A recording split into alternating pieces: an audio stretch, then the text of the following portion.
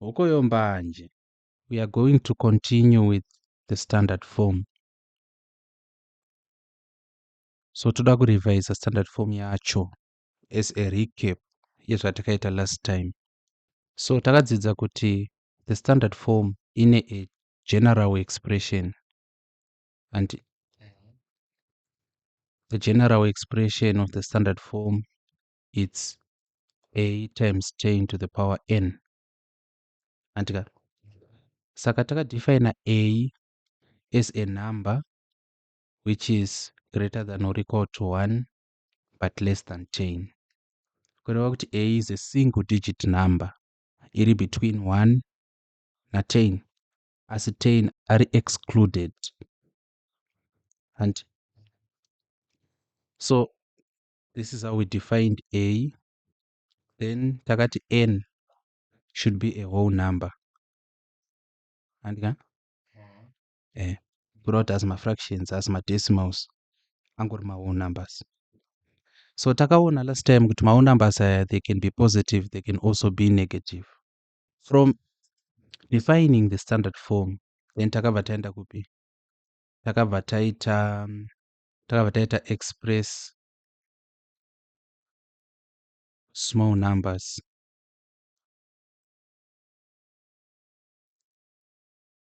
in standard form.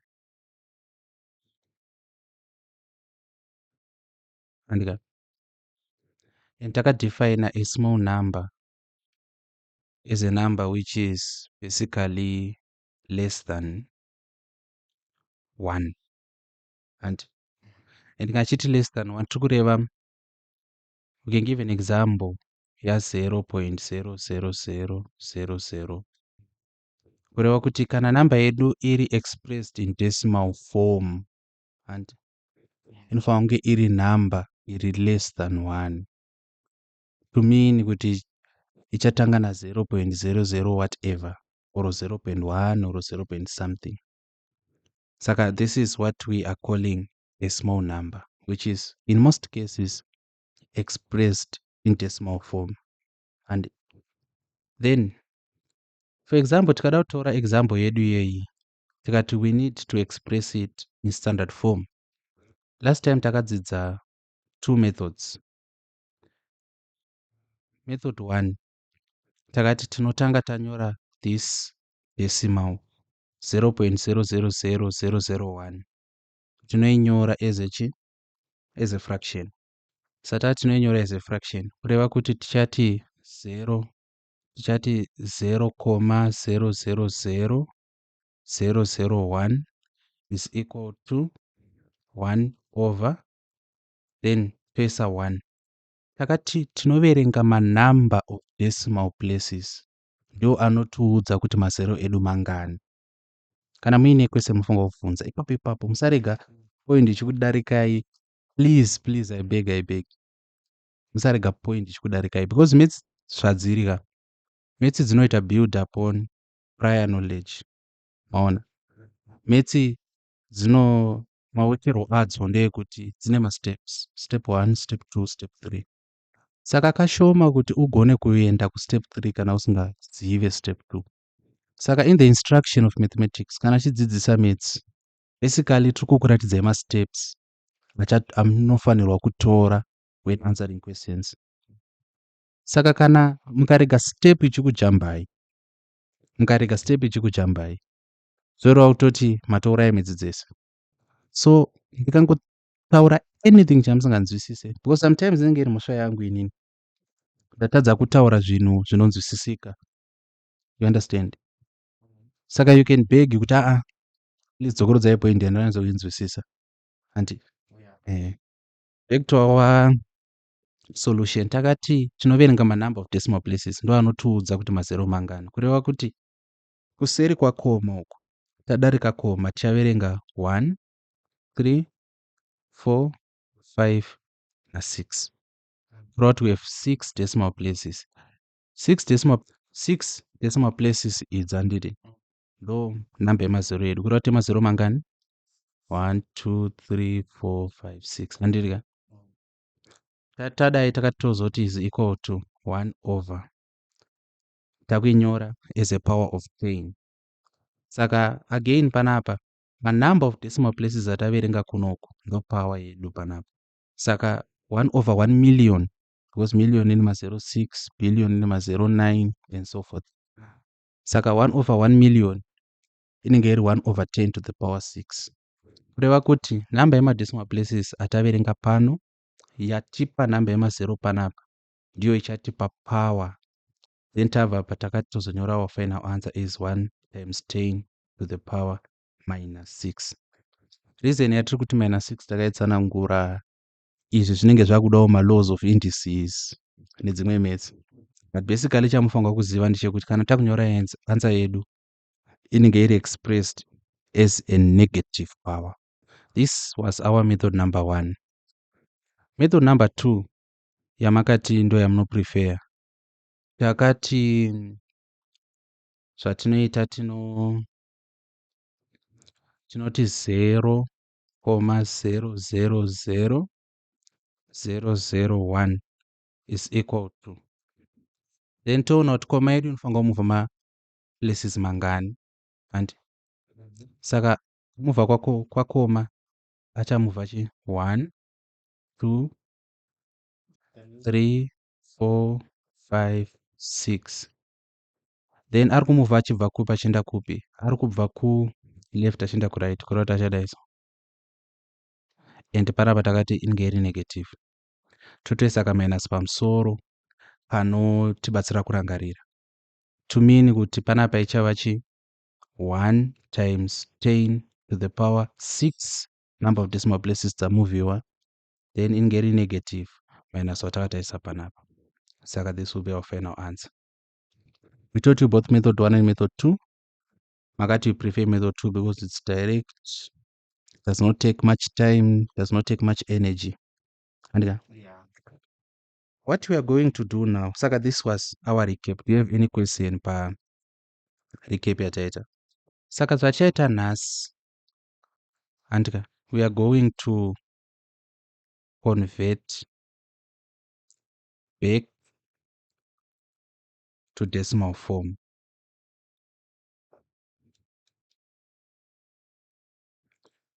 We are going to convert back to decimal form. Ndiri kutaura kana ndichiti convert back to decimal form ndezvekuti sometimes question inotokupai namba yakaiswa in standard form kudhara, and namba yakatoiswa kustandard form kudhara vobva vati express as a decimal number, kureva kuti takadzidza operation yekubva kudecimal number which is our small number tichiendesa kustandard form, and tofanira kudzidza futi reverse operation yokubva kupi kustandard form tichidzosera kudecimal. Saka manje kana takuda kudzosera kudecimal, you are going to see kukosha kwemethod number 1, ende izvi zvichakuratidzai kukosha kwekudzidza mamethods ese. Handiti vamwe vadzidzisi vemaths zvavanoita nokuti vari kungotsvaga kuti mupase, vada ngoti mupase, get going, vanongokudzidzisai a trickery method like method number 2. Kuti uzogona kuirevesa manje zvinoda a working knowledge of method number 1. Let us take for example yatatishandisa iyaya, it's 0.000001, tatii kana tichiiendesa kustandard form inenge iri 1 times 10 to the power 6, 1 times 10 to the power minus 6, and then chatakuda kuita manje ndechekuti takuda kudzidza kuti ko tinobva sei kuna 1 times 10 to the power minus 6 tichidzokera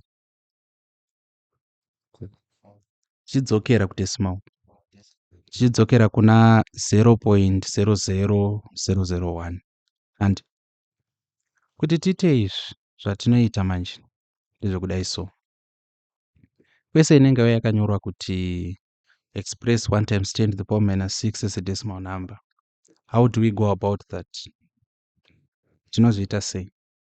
So tichaita futi method 1 method 2, and method 1 yedu ichatoredzera kumethod 1 yedu iyaiya yekutanga taconverted into a fraction.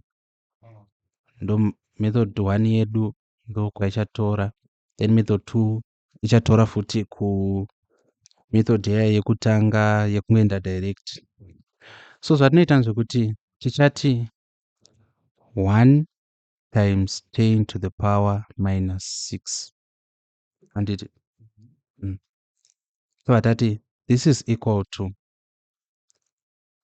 1 over 10 to the power 6 and saka apo i1 times 10 to the power minus 6 and asi kana takuinyora as a fraction, because remember step yedu yekutanga pamethod 1 tanga tichiti express the number as a fraction, and saka kana takuinyora as a fraction, that is tiri kunyora our number in standard form as a fraction, pane a change of sign inoitika kuti panapa yanga iri minus 6 asi ichauya uku yosvika yobva yaita 6.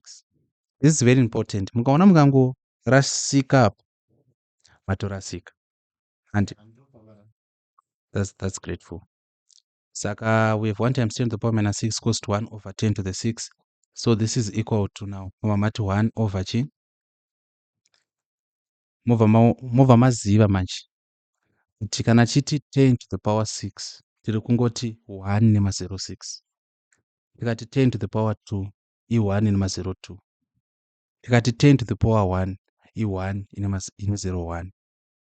Saka 6 iyi iri kutudza the number of zeros, kureva kuti it's 1 over chi 1 2 3 4 5 6. So this is equal to, panapa pakuda kuti muchidivide, so tinodivide sei? Kuti divide manje zvatinoita tichadai so tichati 1 million into 1 million ichi i1, tobva tati 1 million into 1 ichi i0 koma, handiti? Then kana taisa 0 toti koma, zvatichaita tichaisa place holder panapa 0, kureva kuti iyi yava chi ya10, toti 1 million into 10 ndi0 zvakare, handiti? Toisa another place holder ya100, a million into 100 ndi0 zvakare, toisa another place holder yava 1000, 1 million into 1000 ndi0 zvakare, toisa another place holder yava chi yava 10,000, handika?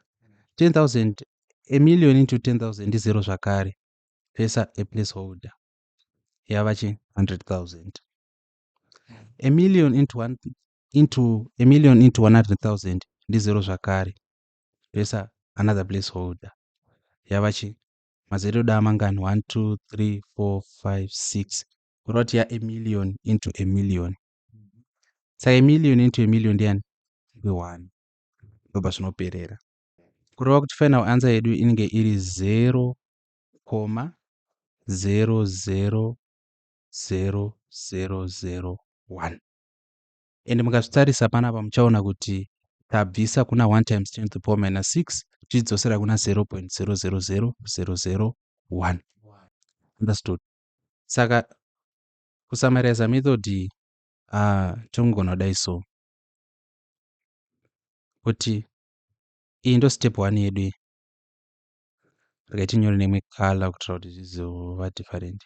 Saka step 1 yedu ndeyekuti taconverta into chi into a fraction, then step 2 ndeishi ndeyekuti tazochinja power yedu tikaendesa kumanhamba, handika? Then taendesa kumanhamba tikazodivhaidha denominator into numerator, and then lastly tonyora our final answer, handika? Saka iyi ndiyo reverse yemethod 1 iyai, as you can see it's self evident, handi? Alright, what if muri munhu wematrix anofarira kuita zvinhu zvake chimbi chimbi? Tatakutaura pamusoro pemethod 2 tiri kuti 1 times 10 to the power minus 6 and is equal to,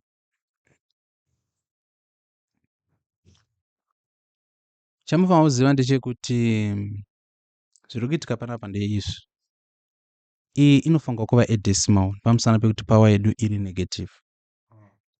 Ichifanirwa kuva edecimal kudaro tinenge taakuti 0, handiti totonyora 0 kudara.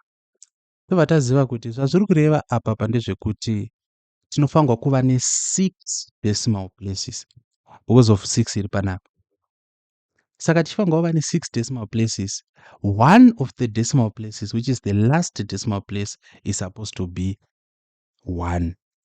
Saka tine provision ye6 decimal places, asi 1 should be part of those 6 decimal places, amwe ese ari mazero. Saka tinofanirwa kutanga tatarisa kuti apa pane namba ipapo toona kuti pana 1, toti ko madecimal places atofanirwa tinawo mangani? I6. Saka tichaverenga 1, 2, 3, 4, 5, 6.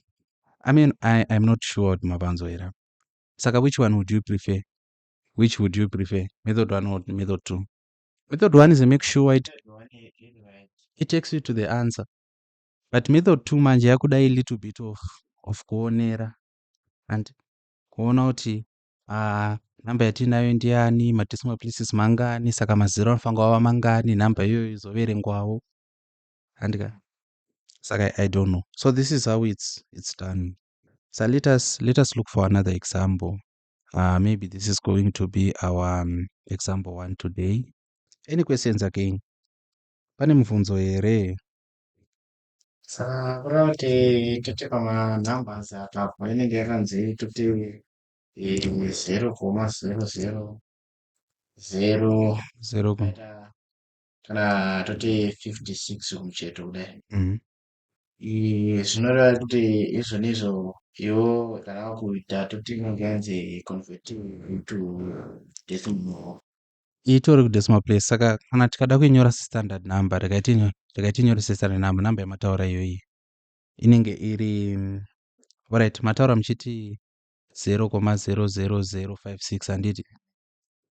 Then in standard form inenge iri, ukaverenga madecimal places i 1, 2, 3, 4 handiti. Saka inenge iri 5,6 times 10 to the power minus 4 handika. Samuri kuti kana takuidzoserawo samuda kunzwisisa tishandisa method ipi? Method 1 here kana method 2? Method 1. Method 1. Muda method 1. Method 1. Okay. Saka kashandisa method 1 tichati 5,6 times 10 to the power minus 4. 10 to the power minus 4 is equal to tichati 5,6 panapa over 10 to the power 4. They are converted into a fraction. And toti this is equal to 5,6 over, then tozoti 4 iri kureva kuti mazero edu 4, saka 1, 2, 3, 4. Handiti. Then tadai so much takufanirwa kudivide 10,000 into 5,6. Saka tichati 10,000 into 10,001. Handika. Toti 10,000 into 5. 10,000 into 5 ndiani? Ndi 0, remainder 5. And this is very critical. Apa pakakosha. Namba yedu iri kudenominator ichasvika ichidivide into 5 first. Why 5? Because 5 ndiyo namba iri before the comma. Understand? Saka 10,000 ichasvika ichipinda muna 5 yobva 0, but inenge iri remainder 5.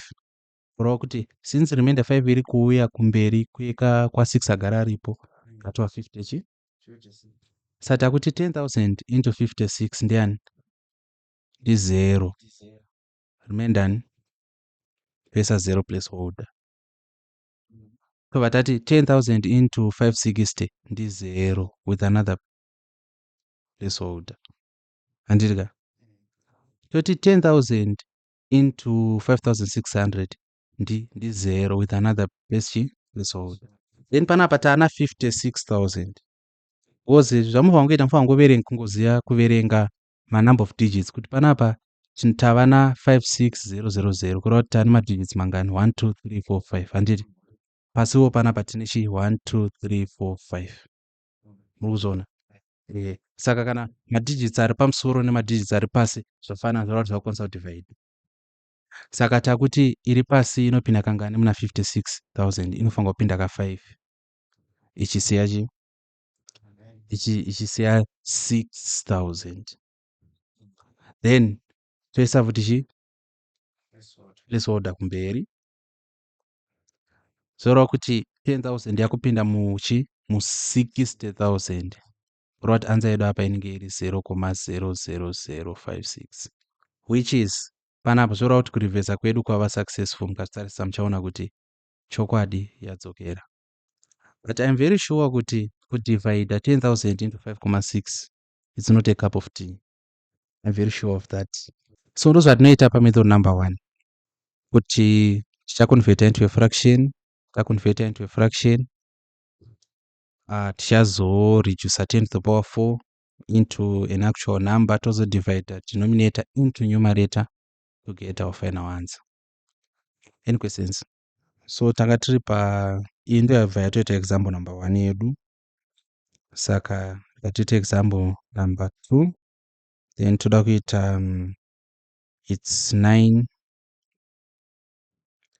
times 10 to the power minus 4, then part 2 inenge iri 9,4 times 10 to the power minus 4, then part 3 amuchaita imimi inenge iri 5,3 times 10 to the power minus 7. Saka tichabatsirana first part ne second, third part moita murimi. So part 1, 9 times 10 to the power minus 4. Saka samudzidzisi dzimwe nguva ndinotora discretion, inonzi discretion yekukuudzai kuti ndoda kuti mushandise method ipi. I'm not going to give you a chance to decide between the first and the second method because ndatoona ma limitations the second method, especially pakurivhesa. Saka kana muchiexpressa in standard form, you are allowed to choose between method 1 or 2, of which you chose method number 2, which is a little bit straightforward. But kana makubva ku standard form muchidzokera ku decimal, strictly mufanira kushandisa the first method.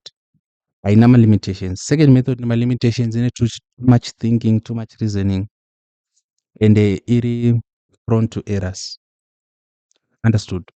Saka tingori ne method 1 chete yachashandisa kana tichibva ku standard form chidzokera ku decimal. Inoshanda sei method yachashandisa? Zvatichaita ndeizvi. Iyi ichabva yaita 9. Chimbotarisai nchiweka. Chimbomirai kunyora, muzonyora ndapedza. Saka ichabva yaita 9 over 10 to the power 4. Remember kuti pana yanga iri minus 4. Papa yayo yachiita 10 to the power 4. Zvakakosha kuziva kuti yachinja from minus 4 to plus 4.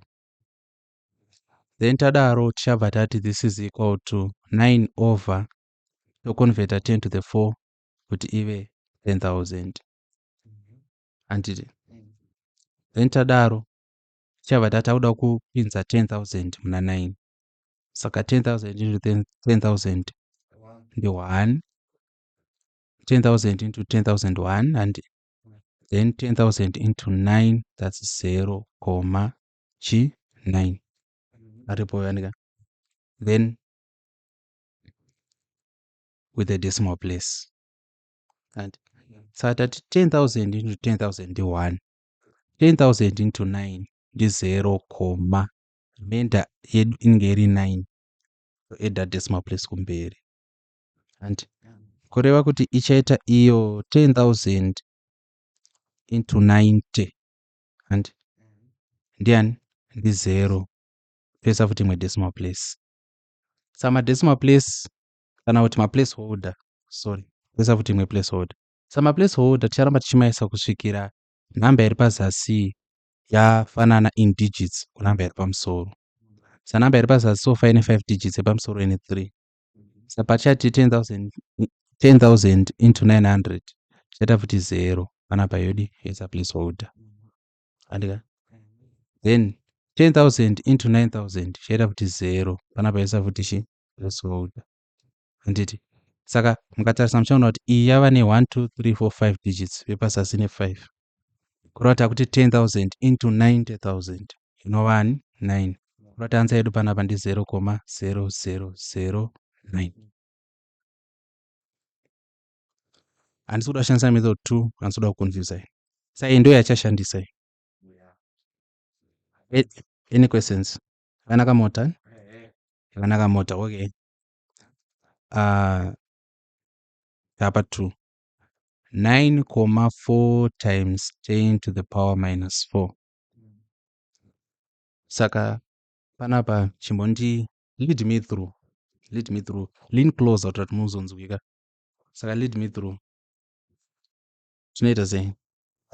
Apapo tinoti 9,4 divided by 1,000 divided by 10 to the power 4.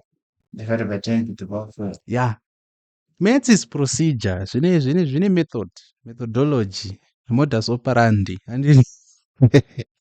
Saka remember kuti muchibva apa muchati 10 to the power 4. Saka ichabva equal kuvachi 9,4 over chi 1 ine mazero 4 because iyi 4 iyi. And then tadaro manje takuchidivhaidha iyi ichipinda umu. Then ndakuda kuti muchitereresa manje kuti inopinda sei. Saka ichatanga yakanzela iyo yoita 1. Then tobva tati 10,000 into 9 ndi 0, toisa 9 panapa. Anditi toti 10,000 into 94 ndi 0 toisa chi placeholder panapa. Toti 10,000 into 940 ndi 0 toisa placeholder. Toti 10,000 into 9,400 ndi 0 toisa futi chi imwe placeholder. Tozoti 10,000 into 94,000 ava 9 toisa futi chimwe chi placeholder. Tozoti 10,000 into 40,000 ya 4 kurota ansa yedu inge 0,00094 ndoinenge ranza yedu. Sibongile tutesi. Sibongile zura tutesi. Alright. Sisonge bazalwa. Sisonge tiritesi handizozivi kuti kana takuda kuita question toita sei. Okay. So pabepa penyu do you have any rough paper? Ndoda kuti muite 0.00094. Ansa yenyu ichi? Era 0,0000053. Right. Saka ndaka ndiweke nini tuone kuti ndizvo here. Saka i5,3 times 10 to the power minus 7 yatati tichatanga tati 5,3 over 10 to the power 7 tikazoti tichati 5,3 over 1 nemazero ari 7 nemazero 7 saka 1 2 3 4 5 6 7 andika this is equal to ish andika chanopinda muna 5 yoti 0,5 chika 5 koya panapa. Then inopinda muna 53 yoti 0 yoisa placeholder. Yopinda muna 530 0 yoisa imwe placeholder. Yopinda muna 5300 0 yoisa placeholder. Saka ya 53,000 ani kuda kuti imeche nemadigits mangani 1 2 3 4 5 6 7 8 anga so far mangani 1 2 3 4 5. Saka tanga tati toisa iyo yote yoita 0 yoisa imwe panapa. Then amangani ava 6 anga. Then toisa iyo mune iyi yoita 0 yoikanda imwe panapa ndi amangana apa 1 2 3 4 5 6 7 handi then toisa iyi mune iyo yoita futi 0 yokanda imwe panapa pamangana 1 2 3 4 5 6 7 8 panapa mangana 1 2 3 4 5 6 7 8 kurata apa yakusvika ichinoita 5 handika yokanda futi 0 yosvika ichinoita 3 kurati ichaita 0 koma mazero edu mangani after koma i1 2 3 4 5 6 5 3 yamawana 1, 2, 3, 4, 5, 6. am I teaching yeah magona zvimagirei sai tsuna tsuna okay epa bhuku redu ripi so ndo mawekero azvinoitwa changamire rega tikuisirei homework handiti remember toshandisa new general mathematics 3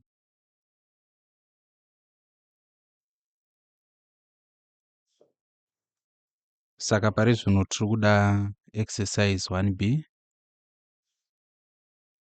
and ndoda kuti muite number 1 ndoda kuti muite futi number 6 9 12 15 18 20 21 then 23 24 samuchaita 1 2 3 4 5 6 7 8 9 10 questions ndodzamuchaita. So when we come back for our next lesson tichaita adding and subtracting numbers in standard form. Tichakudzidzisai kuti muna adda sei, muna subtracta sei. So for now our lesson is done and thank you. Any questions? Hamuna question? Any comments? Ya mudzidzisi vanodzidzisa zvakanaka wandofunga zvavanodzidzisa zvinenge zvinonzwisisika. Thank you for the flattery. Thank you. Our lesson is concluded. Makomenda here, King.